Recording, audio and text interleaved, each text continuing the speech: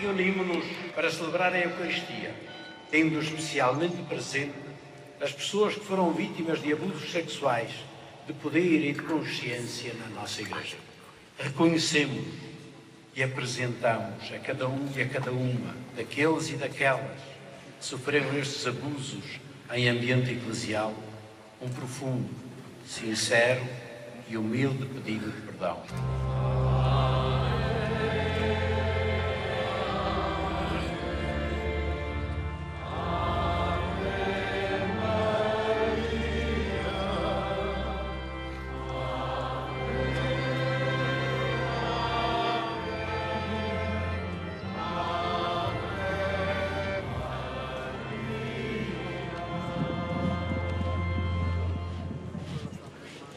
Je suis au sanctuaire de Fatima, au lieu de pèlerinage catholique au Portugal, où la hiérarchie de l'Église vient de demander pardon pour les crimes sexuels commis contre des mineurs en son sein. Un sujet aussi brûlant que tabou dans un pays à 80% catholique, et je suis venue au Portugal pour en savoir plus.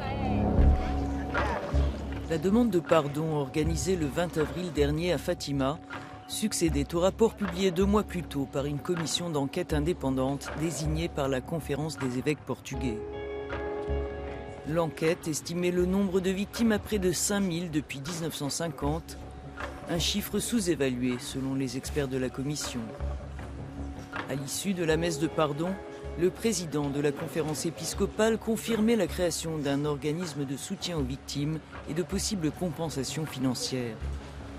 Uma das coisas fundamentais, a primeira é esta, é de acolher, acompanhar e tornar possível a reparação destas pessoas. E vamos fazer tudo. E também do ponto de vista económico, aquilo que for necessário. Nós não recusamos nenhuma dessas responsabilidades e o que oferecemos é um diálogo com as pessoas para saber exatamente em que modo é que possamos, é que podemos ajudá-las a reparar a situação que lhes foi causada com tanta injustiça e tanta dramaticidade.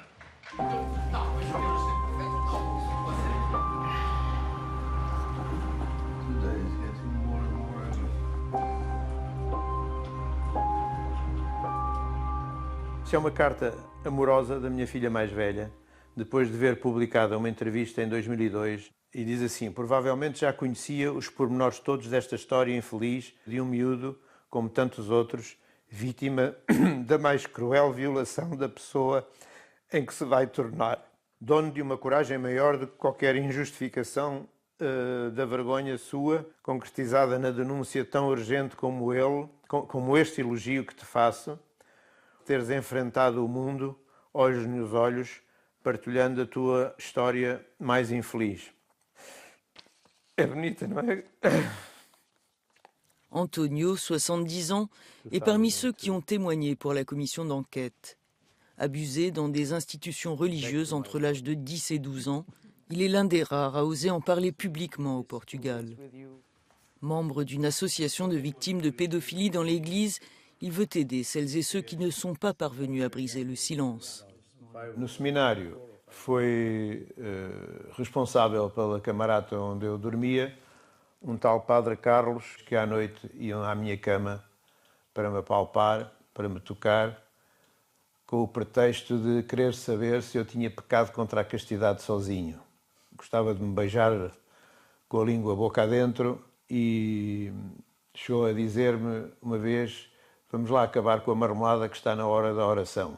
Isto durou 1 ano e meio. Depois fui para Fátima, para a casa de um frade franciscano, que era uma casa com 20 rapazes, e o frade franciscano era um abusador sexual muito sórdido, me fazia apalpar os testículos dele com a minha mão e durante a noite ele masturbava-se no meio das minhas pernas. Eu lembro-me que um dia de manhã acordei todo molhado e perplexo e ele diz-me assim: agora tens de te levantar e ir à missa das 7, mas tens de ir mais cedo para te confessar. Ou seja, o pecador era eu.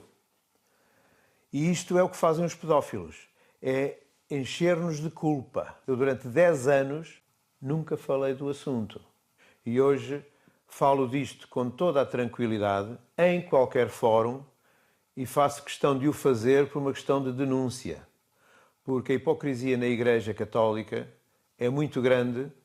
Eu tenho de falar sobre isto em qualquer lado, sem vergonha, com coragem, porque a nós compete-nos a coragem, a vergonha que a tenham eles.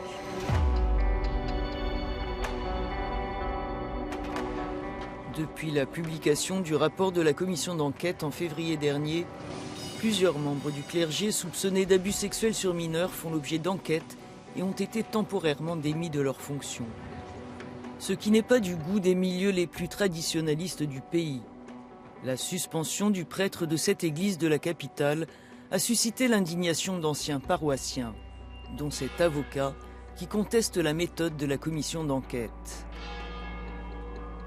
Ficou logo, instantaneamente, para a generalidade da opinião pública, foi que havia quase 5.000 casos. Não se fazia distinções entre onde estava o anonimato ou estava acusações factíveis, digamos. O problema é fazer extrapolações para além daquilo que é. Como se diz no direito, até prova em contrário, toda a gente é inocente, não é? Fazer uma extrapolação no sentido quase de ataque político à Igreja, isso está errado. Des arguments que récuse cette sociologue membre de la commission d'enquête, dont le rapport résulte d'1 an de travail auprès des victimes présumées et du clergé. Em qualquer grande inquérito, a pessoa que está a responder nunca se identifica. Mas isso não significa que o seu testemunho não possa ser validado. Há uma coerência interna muito grande do testemunho de uma vítima de abuso sexual. Os detalhes que elas dão, os pormenores que elas contam, não podem ser inventados.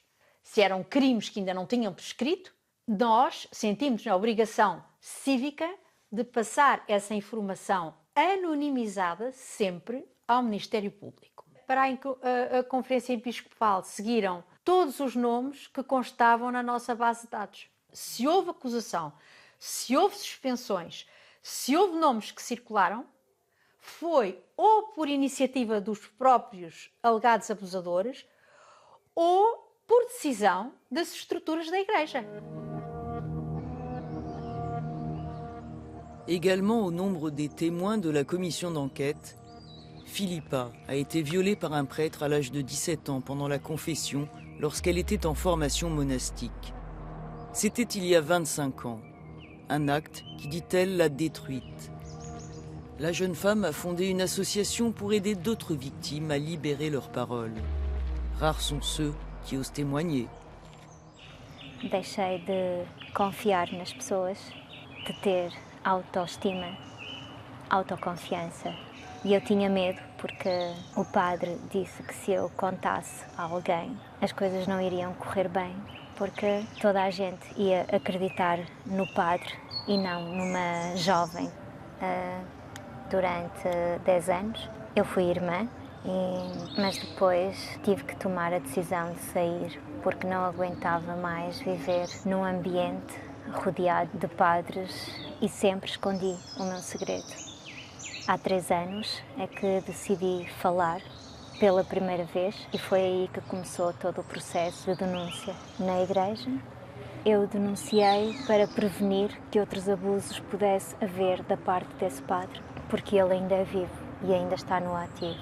O Vaticano respondeu e disse que o caso era para arquivar, porque já tinha prescrito e eu era a única vítima conhecida daquele padre. Então eu não conto e por essa razão o padre continua no ativo. E eu entrei em depressão, inclusive tentei suicidar-me. Today, what hurts you the most? É perceber que as pessoas que me são próximas não conseguem aceitar e compreender o que aconteceu. Muitas delas continuam a dizer para eu esquecer. É como se um crime destes não fosse importante. Como se eu tivesse a obrigação de andar em frente e esquecer o que aconteceu. É impossível esquecer o que aconteceu.